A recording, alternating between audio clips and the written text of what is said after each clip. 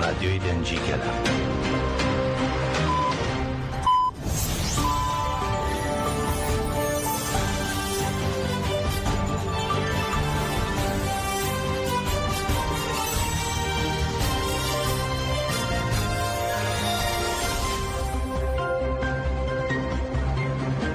ئەم کاتتان باش بیسەرانی هێژە لە ڕادیۆ دەنگی گەلەوە با یارمەتی هاوکارانم گەشتی هەواڵەکانی کاتژمێر 2 پێشکەش دەکەین.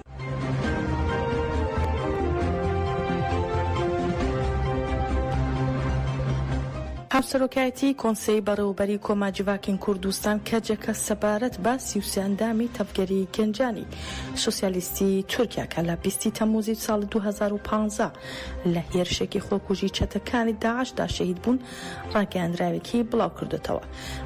کەجەکە ڕاگەیاندووە لە هێرشی 20 تەمموزی 2015دا کە لە دژی ئەندامانی تەفگەری گەنجانی سۆسیالیستی تورکیا ڕوویدا کە دەیانویست کار بۆ سەر لە نوێ بنیاتنانەوەی کۆبانی بکەن و بەو ئامانجە بەرەو پیرسۆس چوون 33 هاوڕێ گیانیان لەدەستدا و بە دەیان کەسیش بریندار بوون. جارێکی تر ئەم هێرشە نامەردانەیە شەرمەزار دەکەین کە لە دژی یەکێتی پشتیوانی و ئیرادەی ژیانی هاوبەشی گەلان ئەنجامدرا. کەجەکە ڕای دەگەێنێت جارێکی دیکە ڕای دەگەێنین کە هەڵویست و تێکۆشانی ژیانی هاوبەشی گەلانی ئێمە سەر دەکەوێت و لەسەر ئەو بنەمایە لێپرسینەوە لا ڕووداوە مێژوویەکانی کۆمەڵکوژی دەکرێت.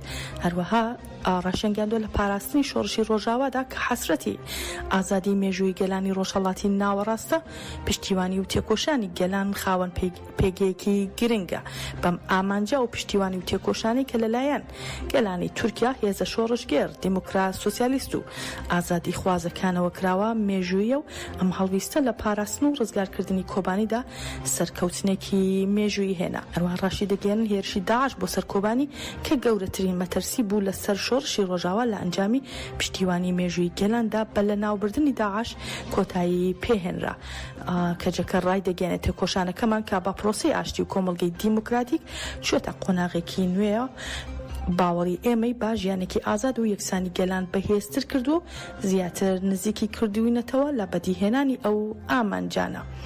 بەم باوەڕە و هێزرا بانگەواز بۆ گەلانی خۆمان دەکەین کە ڕێککەوتنە دیموکراتیکەکانیان و تێکۆشانیان گەورەتر بکەن و هەروەها بانگەوازی لا هێزە شۆڕشگێڕەکان دیموکراتیکەکان و سۆسیالیستەکان دەکەین کە پێشەنگایەتی ئەم پرۆسەیە بکەن.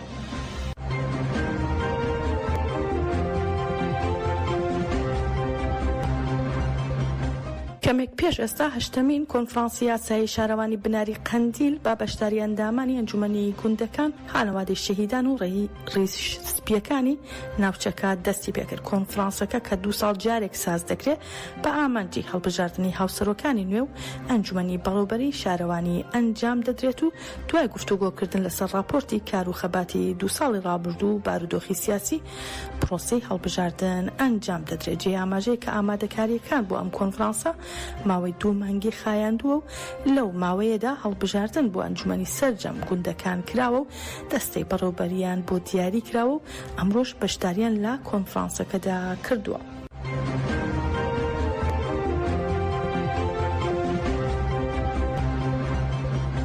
ئەمڕۆ 3 ساڵ تێپەر دەبێت بەسەر کۆمەڵکوژیەکەی گوندی پەرخ لا شارەدەی دەرکاری سەربا شارۆچکەی زاخۆ کە لەلایەن دەوڵەتی تورکەوە تۆپباران کرا و دەیان گەشتیاری عێراقی تێدا بوونە قوربانی. ڕۆژی 20 تەمموزی ساڵی 2022 دەوڵەتی تورک تۆپبارانی ناوچەیەکی گەشتیاری لا گوندی پەرخی سەربە شارەدەی دەرکاری لە ئیداری سەربەخۆی زاخۆ لە پارێزگای دهۆک کرد و بەهۆی بردومانەکەەوە 9 کەس گیانیان لەدەستدا و 33 کەسی دیکەش بریندار بوون. وەک هەموو کۆمەڵکوژیەکانی دیکە بەهۆی بەرژەوەندیەکانەوە چاوپۆشی لەم تاوانە کرا و بێسزا تێپەڕی.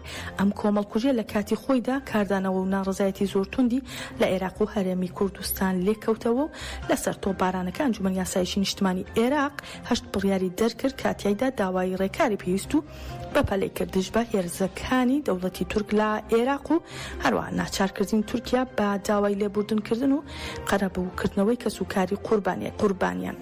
حکوومەتی عێراق هەڵویست و کاردانەوەیەکی زۆر توندی نیشاندا و لە ڕێی وەزارەتی دەرەوە سکاڵای گەیاندە ئەنجومەنی ئاسایش لە دژی دەوڵەتی تورک. هەروەها لە ئاستی نێودەوڵەتیش ئەو تۆپبارانە کاردانەوەی توندی بە دوای خۆی داهێنا و زۆرینەی وڵاتانی دنیا تۆپبارانەکان ئیدانە کرد و داوای پاراستنی سەروەری عێراقیان کرد. ئەنجومەنی ئاسایشی نێودەوڵەتی و نەتەوەی یەکگرتووەکان و پەرلەمانی ئەوروپاش داوایان کرد چیتر دەوڵەتی تورک سەروی عێراق پێشل نەکات.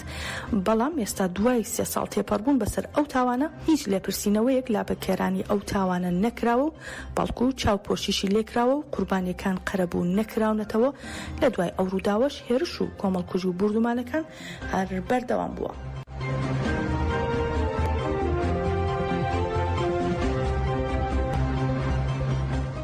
بە پێی زانیاریەکان بەیانی ئەمڕۆ بەهۆی نەبوونی کارەبا و دواکەوتنی موچەکانیانەوە فەرمانبەرانی دادگای بناسڵاو لە سنووری شاری هەولێر بایکۆتی دەوامیان کرد و گەڕانەوە بۆ ماڵەوە.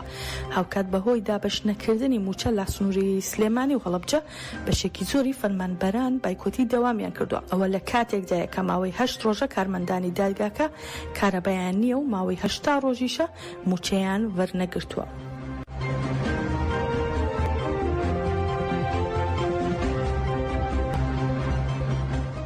ئەتوانی سەرۆکی لێژنەی دارایی پەرلەمانی عێراق سەبارەت بە هۆکاری بانکێشکردنی تەیف سامی وەزیری دارایی عێراق بۆ پەرلەمان ئاڕایگەیان. پەرلەمان میوانداری تەیف سامی وەزیری دارایی عێراق ئەمڕۆ دەکات و تاوتوێی خشتەکانی بودجەکانی ساڵی 2025 دەکەن کە بۆچی تا ئێستا خشتەکە ڕەوانەی پەرلەمان نەکراوە. ئەتوانی دەشڵێت داوامان لە وەزیری دارایی عێراق کردووە پەلە بکات لە ناردنی خشتەکانی بودجەی ساڵی 2025 بۆ پەرلەمان. باسی لەوەش کرد کە با پشتبەستن بە بڕگەکانی مادەی 77 دووەم لە یاسای بودجەی گشتی فێدراڵیدا بۆ ساڵەکانی 2023 تا 25 دەبوو پێشکۆتایی هاتنی ساڵی ڕابردوو خشتەکانی بودجە بۆ پەرلەمان بنێردرایە.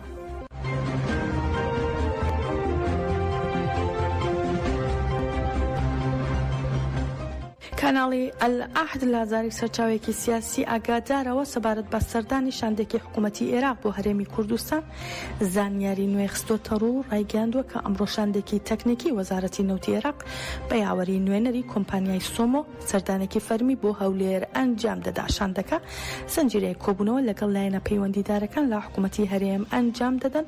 هەروە کاناڵەکە ئاماژە بۆش دەکات کە ئەو سەردانش بۆ دڵنیابوونە لە بڕی ڕاستەقینەی نەوتی بەرهەم هێنرا و پێداچوونەوە بەو داهاتانەی لێوە بەدەست دێت. وێڕایی هەڵسەنگاندن بۆ ئامادەی ژێرخانی پێویست بۆ دەستپێکردنەوەی هەناردەکردنی نەوت لە ڕێگەی بۆریەوە.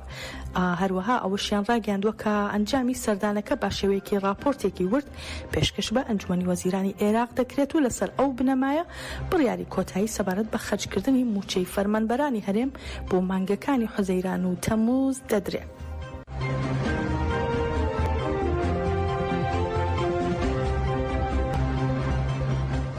ناوەندی ڕاگەیاندن و چاپەمەنی هێزەکانی پاراستنی گەل هەپەگە ناسنامی گەریلایەکی شەهیدی ئاشکرا کرد کە لە هەرێمەکانی پاراستنی مدیا شەهید بووە. لە ڕاگەیاندراوەکەی هەپەگە داهاتوە هەواڵ باهۆز زەردەش سەرحەد ڕۆڵەیەکی ئازای خەڵکی هەرێمی سەرحەد تێکۆشەری پێشەنگی پارتیمان پەکەکە و فەرماندەی فیدایی ئاپۆیی لە ئەنجامی هێرشی دوژمن لە 8 ئاداری 2024 شەهید بوو. گەلی سەرحەدمان قوربانی کۆمەڵکوژی ئاگری و زیلان ڕۆڵەی ئازای خەڵکی سەرحەد بە عشقێکی گەورە ئیرادەیەکی پۆڵاین و هەستکردن بە تۆڵەسەنەوەی مێژووی لا دوژمن بەشداری پەکەکە بوو بە باوەڕێکی زۆرەوە بەڕێبەر ئاپۆ هەموو هێز و توانای خۆی بۆ تێکۆشانی ئازادی گەلەکەمان تارخان کرد. هەواڵ باهۆز بە بەشداری هەڵویست کردار و فەرماندەی فیدایی ئاپۆیی کە لە کەسایەتی ڕاستەقینەی خۆیدا پەرەی پێدا بوو بە جێگای سەرنجی هەمووە. هەروەها هەپەگەڕایشی دەگەێنێت باهۆز فەرماندەیەکی فیدایی ئاپۆیی بوو، خاوەن ئایندەیەکی گەشت بوو، دەیتوانی بۆ گەلەکەمان ڕۆڵێکی مێژووی بگەڕێت و پێشەنگ و نمونەی بەشداری کردن بوو. هەپەگاڕای دەگەێنێت پرسە و سەرخۆشی خۆمان ئاراستی بنەماڵی هێژای وڵات پارێز و سەرجەم گەلی وڵات پارێزی کوردستان و بە تایبەتی خەڵکی هەرێمی سەرحەد دەکەین و بەڵێن دەدەین پابەندین بەو بەڵێنانی کە بە شەهیدانمان داوە. ناسنامەی شەهید بەم شێوەیە خراوە تا ڕوو. ئاڤنی ئاتساک بە ناسناوی باهۆز زەردەشت سەرحەد لە ئەبەخ لەدایک بووە و لە 8 ئاداری 2024 لە هەرێمەکانی پاراستنی مدیا شەهید بووە.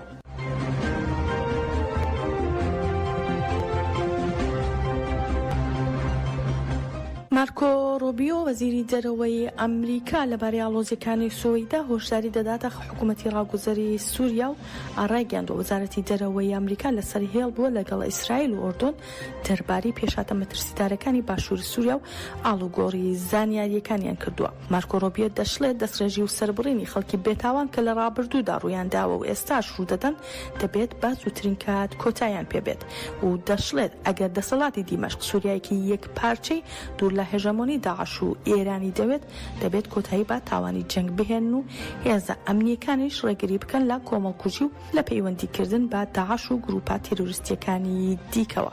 مارکۆ ڕۆبیۆ هەروەها ڕایگەیاندووە دەبێت لێپرسینەوە لە هەموو ئەو کەسانە بکرێت کە لە سۆیدا تاوانی جەنگیان ئەنجام داوە و دەشتە پێویستە شەڕی نێوان عەشرەتە بەدەویەکان و پێکاتە دەروزیەکان با زووترین کات بوەستێت.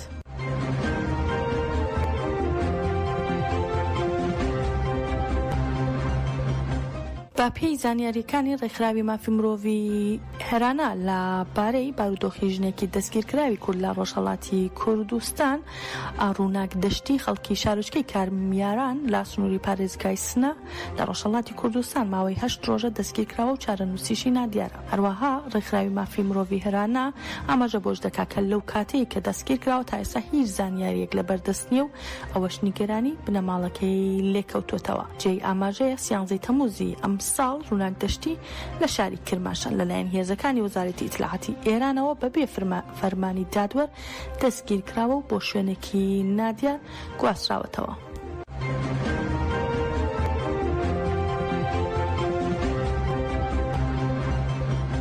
میدیاکانی ئیسرائیلی بڵاویان کردوتەوە 2000 دەروزی لە ئیسرائیل بەڵگەنامەیان واژۆ کردووە کە نیازی خۆیان بۆ بەشداریکردن لە شەڕ لە سووریا ڕاگەیاندووە ئەگەر بێت و هێرشەکانی دژی دەروزیەکان لەلایەن خێڵە بەدەویەکان و هێزەکانی سەر بە حکوومەتی ڕاگوزەری سووریا نەوەستێت. کاناڵی کانیوزی ئیسرائیلی ڕاگەیاندووە لە زاری ئەو 2000 کەسەوە کە خۆمان ئامادە دەکەین بۆ ئەوەی خۆبەخشانە شان بەشانی براکانمان لە سوێدا شەڕ بکەین لە کاتی ئەوە هاتووە ئامادەکاری بکەین بۆ بەرگریکردن لە براکانمان و خاکەکانمان و ئاینەکانمان.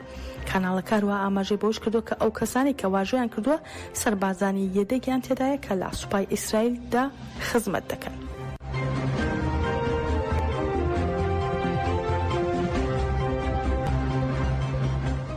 گەشتی هەواڵەکانی ئەم کاتژمێرەمان پێشکەشکردن هەر شاد.